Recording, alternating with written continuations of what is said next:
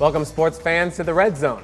The Cardinals took on Coach John Thorne's alma mater this past Saturday, but the Titans had their own agenda, handing North Central a 28-22 overtime loss at Wilder Field.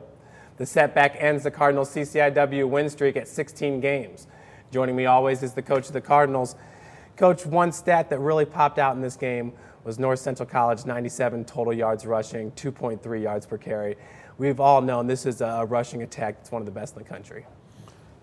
That was a tough stat to look at the end of the game, that's for sure, and the guys were trying hard, and Wesleyan's got a really good run defense, and the field was a little soft, and muddy and so forth. It's been a lot of rain, but still, we were expecting to run a lot better than that. Coach, maybe not enough was said about the Illinois Wesleyan defense, but nationally they're in the top 10 as far as total defenses are concerned, and their front four looked very impressive along the defensive line. They are very good, and I've been worried about them the whole season. I've been trying to convince the coaches and the players that Wesleyan is the best team, not Wheaton this year, and we have to be really ready. And of course, after the great victory against Wheaton, where we got all excited, homecoming, all this kind of stuff, it's sometimes really hard to bounce back the very next week. Right. Probably would have been a good idea to play somebody other than Wesleyan last week. Yeah, well, Wesleyan, they opened up CCIW play with a big win at Carthage. Then they stumbled the next week, losing to a Millikan team, kind of showing you an example right there. Well, Coach, this game started off in the first quarter. Illinois Wesleyan's first possession, they had a 4th and 2 at their own 48-yard line. Mike Kotz, fake punt, ran off for 33 yards. 2 plays later, Craig Ladd hit Chris Messina for an 11-yard touchdown. 7-0 Titans pretty fast. That was a very bad way to start the game. We chose to defer.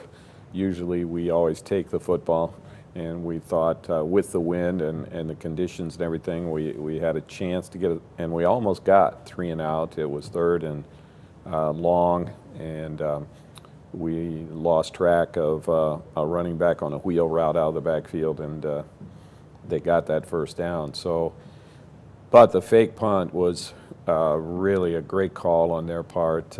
Disappointing that our guys didn't react to it a little bit better, because we really do practice that. But those things happen sometimes. You got to give credit to their coaching staff and their players for doing a really good job. Certainly.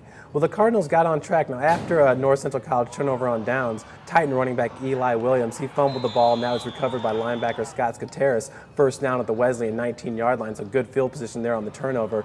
Very next play, Aaron Fanthorpe hit Hank Johnston for a touchdown. So with 4 minutes left to go in the first quarter, we're tied up 7 apiece. Yeah, we thought maybe we'd gotten over the hump and we were ready to get started, but it just was one of those days. A lot of things kept going wrong, just little things. Yeah. But in football, you got 11 guys out there. Sometimes you need all 11 of them to do their job correct, or the play doesn't work, and it just wasn't a good day for us to get 11 each play doing their job. And so, as coaches, we felt really bad that we couldn't help them more. The kids played awfully hard. Yeah. It was a fun game. It was an exciting game. It was an exciting game. Just didn't quite finish out the way the Cardinals were hoping. Coach, in the second quarter, you saw some of the some things starting to go wrong. Aaron Fanthorpe was sacked twice in the second quarter. He ended up getting hurt for the game. There was one big play in that quarter. It was a Joe Antonacci big reception from Aaron, but that ended up in a turnover on down. So at halftime, it was still 7-7. But Josh Delancey got hurt. Aaron Fanthorpe got hurt. It was tough going in the second half. Well, we didn't really know at the time that Aaron had gotten hurt, and he actually got hurt on the 6th play in the first quarter. So he didn't look like himself the whole first half, and then at halftime, all of a sudden, he's limping, can't even hardly walk up and down the stairs to get in and out of the locker room. And the running game, JD is a huge part of it. Yeah. And when he went down with the bad ankle, it really slowed down what we were able to do running the football, and Joe's Antonacci catches that quick slant, and he's almost the fastest guy on the whole team. I thought for sure it was going to be 6, but they did track him down, and then we jumped off sides or something, and next thing you know, we didn't finish that drive. So it's a lot of injuries that the guys have suffered this year, and the younger guys keep stepping up and doing a good job, and the freshmen did step up and do a good job in the second half, but wasn't quite enough.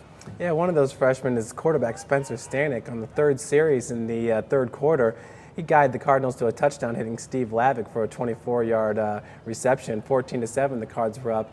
The freshman, that was a nice play for him, getting that touchdown pass to Steve. You know, it sure was. He threw the ball very well, and we had a rough day catching the ball.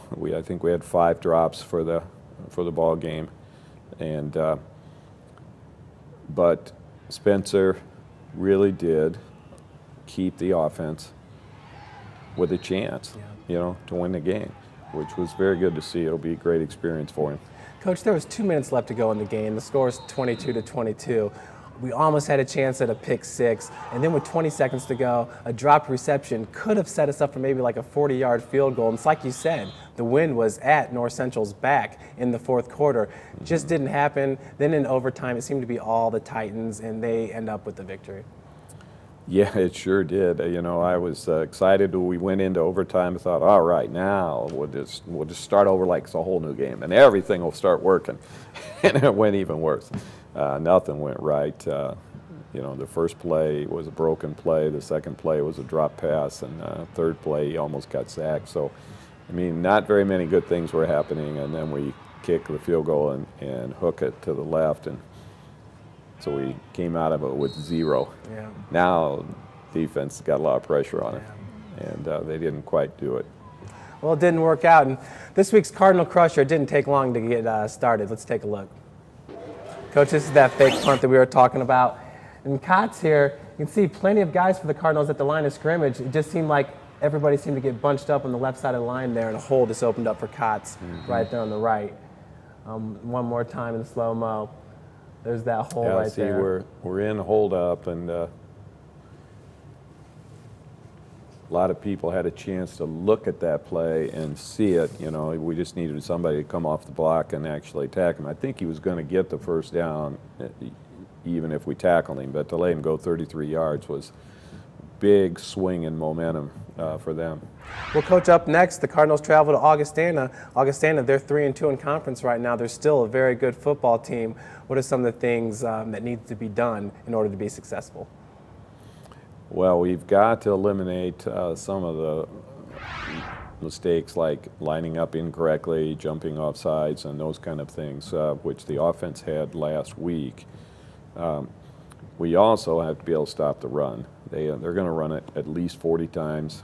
They'll throw it only about 20. So it'll be fun to see if we can line up and play really physical and take the run out of their game plan and force them to throw it a little bit more than what they like to.